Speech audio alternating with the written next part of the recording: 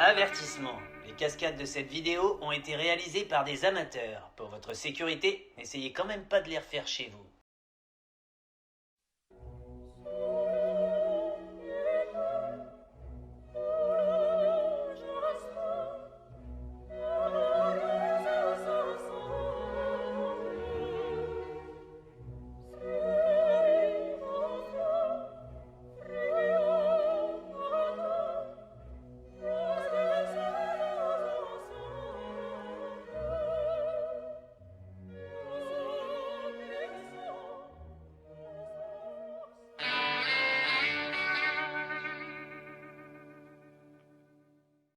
Salut à tous, ici Cinémal 08 et aujourd'hui c'est Hot Take sur Twitter.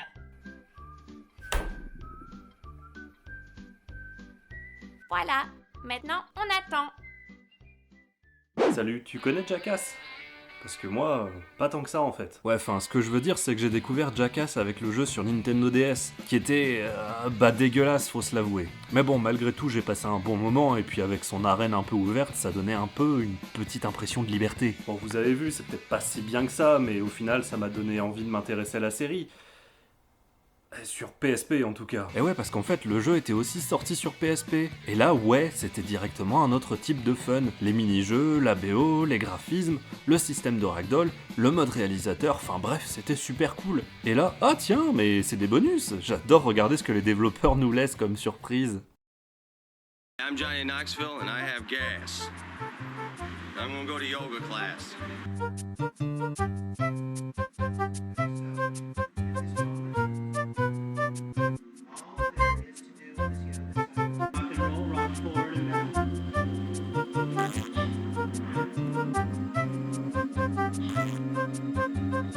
Attends.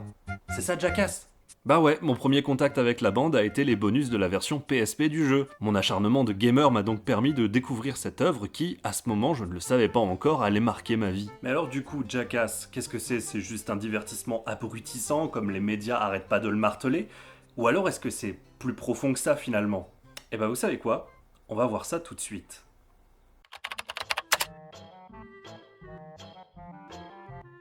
Bon, après avoir visionné les 4 films et les Director's Cut, je vais vous parler un peu de ce qu'est Jackass.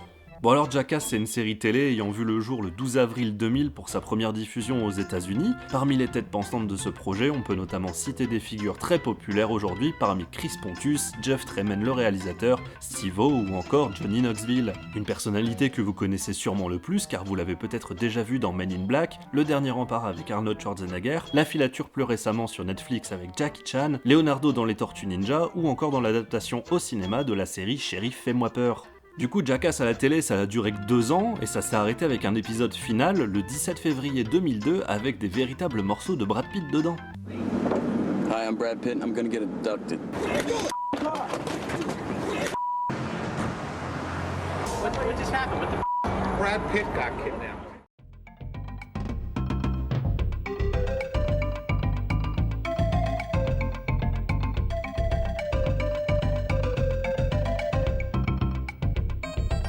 Cette bande n'allait pas s'arrêter là, car fin 2002 arrive Jackass le film, un film que personne n'attendait en fait. À tel point qu'il faut attendre la sortie de Jackass 3D vers les années 2010 pour espérer une sortie au cinéma en France. Jackass 1, c'est un énorme succès au box-office aux États-Unis. Il a même reçu des prix. Mais pas vraiment des prix prestigieux, genre il a reçu le Reddy Award du film le plus flatulent à destination des adolescents. Ouais, c'est pas glorieux, c'est un bon gros prix de merde en fait. Suivra ensuite le 2, le 3 en 3D, et enfin le 4 qui signe la fin définitive des cascades de la joyeuse bande à l'écran. Bon, c'est bien gentil toutes ces conneries, mais au final, pourquoi ça a eu un si gros succès en fait au point d'engendrer 4 films? La réponse, c'est pas uniquement la bêtise dont font preuve cette bande dans les films, c'est pas possible. Du coup, j'ai creusé un peu et on peut expliquer le succès de Jackass à quelque chose de plus historique dans l'histoire du cinéma. En fait, Jackass, c'est un héritier du cinéma burlesque.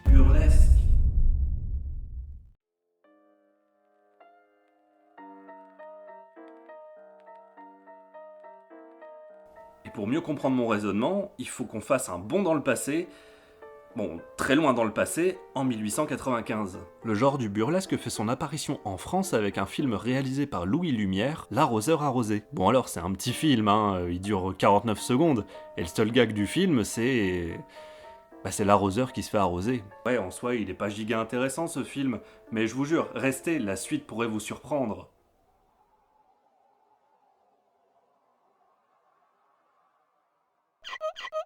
Vers les années 10, le burlesque se développe un peu plus, et pour cause, vous connaissez tous au moins une star de ce genre cinématographique si particulier, Buster Keaton, Charlie Chaplin, ou encore Harold Lloyd. Pour le petit historique viteuf, ouais, j'ai dit viteuf, le burlesque c'est un humour axé sur la violence des corps et le politiquement incorrect. D'ailleurs, il fera partie des line-up de base des tout premiers genres cinématographiques. Le burlesque, ça consiste à mettre tout le monde sur le même niveau, que ce soit les bourgeois, les ouvriers, les figures d'autorité, toutes ces figures face aux héros du film. Le burlesque est caractérisé également par toutes ces figures d'autorité qui sont ridiculisées, une classe bourgeoise qui est montrée comme inhumaine et des ouvriers montrés avec énormément d'humanité. En effet, le burlesque était un genre détesté par la classe bourgeoise et les politiques pour son côté acide et incorrect envers l'autorité. Le rapport au corps est complètement décomplexé, il est malmené et c'est en ça qu'on reconnaît le burlesque, la mise à l'épreuve du corps. Ce que j'ai dit plus haut, ça s'applique quand même au cinéma burlesque en général, parce que dans Jackass, le corps est mis à rude épreuve, et c'est même relativement dangereux de reproduire toutes ces cascades pour le commun des mortels. Non, parce qu'il y a quand même énormément de blessures, mais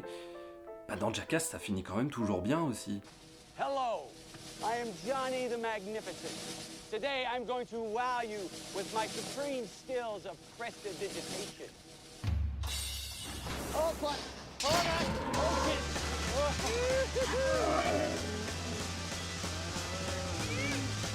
Oh no! Oh shit!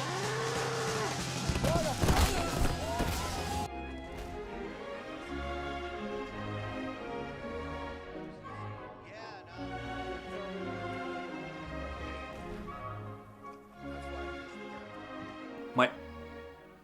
Enfin, relativement toujours bien, quoi.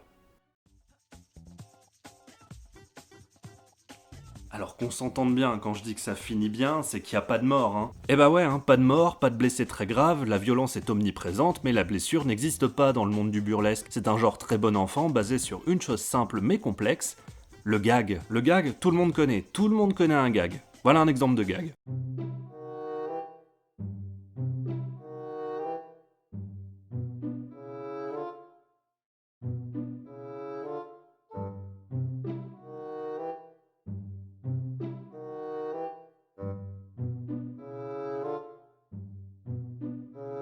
Voilà, donc ça c'est un gag, c'est simple, c'est précis, mais pas tant que ça finalement. Le gag définit le burlesque, c'est créer la surprise en trompant une attente, celle du spectateur en règle générale. C'est une rupture de l'ordre tranquille, cet ordre si chéri par les autorités et les figures puissantes comme énoncé précédemment. En soi, la construction d'un gag revient absolument à la même chose que de fabriquer un jumpscare pour un film d'horreur. Tiens, par exemple, prenons le gag du high five dans Jackass 3D et le jumpscare de l'intro du film Lights Out de David Sandberg. All flour for our friend Bam. We're gonna antique him when he gets here.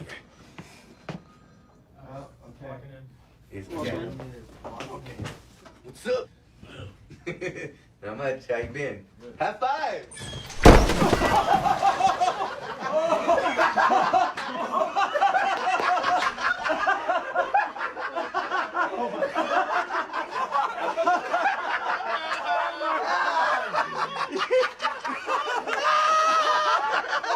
That was the best one so far. Dans Jackass, les participants s'attendent à rien, ils se ramènent pour tourner une scène, pour déjeuner, et au moment de passer le couloir, paf, main géante dans ta gueule, chute, rire, hilarité totale. Voilà, c'est rigolo.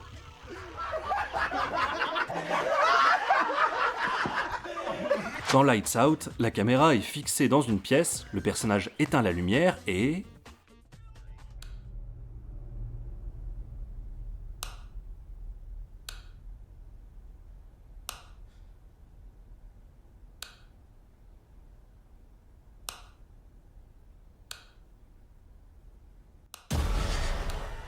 Au même titre que le jumpscare, le gag, c'est quelque chose d'attendu mais inattendu. Une attente du spectateur, mais le réalisateur joue avec cette attente.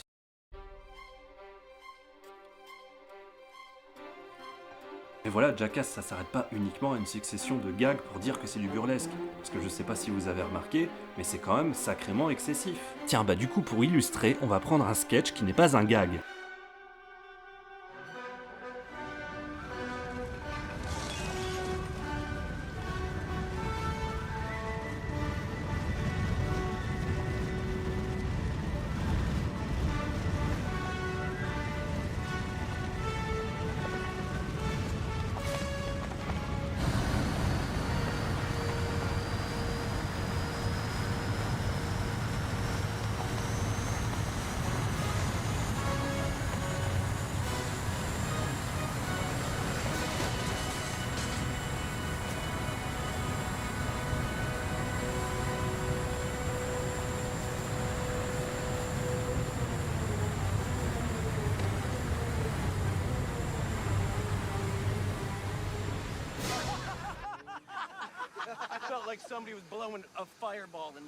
On voit bien l'escalade du côté excessif. Le pauvre Ryan se retrouve face au vent, un vent violent, très violent, même trop violent pour que ce soit juste une tempête, mais en fait la caméra recule et on se rend compte qu'en réalité il s'agit d'un réacteur de jet qui lui souffle dans la gueule. Alors oui, je dis pas que c'est un exemple d'intelligence, c'est même complètement con dans un premier temps, mais quand on y réfléchit un peu, le côté excessif est bien présent, et même l'évolution de la séquence montre une certaine persévérance dans le comique de situation. Le burlesque, c'est la philosophie de l'hyper. Ça va toujours trop loin. Une certaine philosophie de la persévérance dans l'exagération des scènes qui fera le succès d'un certain Buster Keaton à son époque.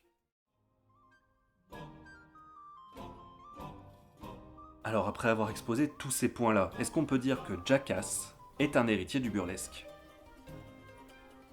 Moi je pense que oui. Que ça soit par le côté destructeur du corps jusqu'à l'excessivité de ses sketchs les plus hardcore, force est de constater que malgré ses nombreux détracteurs, Jackass est bel et bien, dans le fond, une saga du cinéma burlesque contemporain. Le genre se faisant de plus en plus rare, voire a même complètement disparu aujourd'hui, ça fait vraiment plaisir de revoir du politiquement incorrect et de l'excessif pour faire rire les gens. Dans une société où tout est calculé, où tout est millimétré pour obtenir une rentabilité maximale, ça me fait vraiment plaisir d'avoir cette bande de joyeux cons qui débarquent au cinéma et explose tout au box-office. Non, parce que oui, Jackass c'est quand même un sacré petit phénomène, que ce soit en France ou aux États-Unis. Pour vous donner un ordre d'idée, Jackass 3D, le dernier en date à être sorti dans une salle de cinéma dans le monde, c'est 170 millions de dollars récoltés pour un budget de 20 millions, et il se paye même le luxe d'être l'un des films les plus impressionnants à voir en 3D. Excusez du peu. Jackass Forever, avec son budget de 10 millions de dollars, en a rapporté près de 80 millions uniquement dans quelques pays où le film était diffusé au cinéma.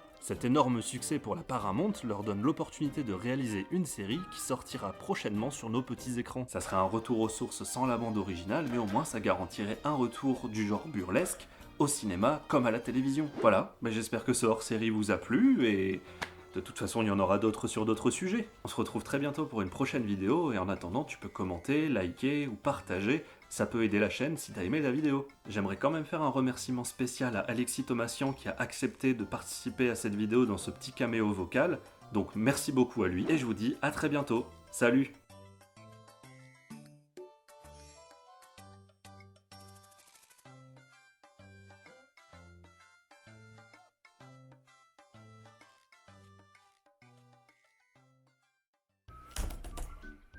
Pourquoi personne répond à mon tweet? Je suis quand même super drôle.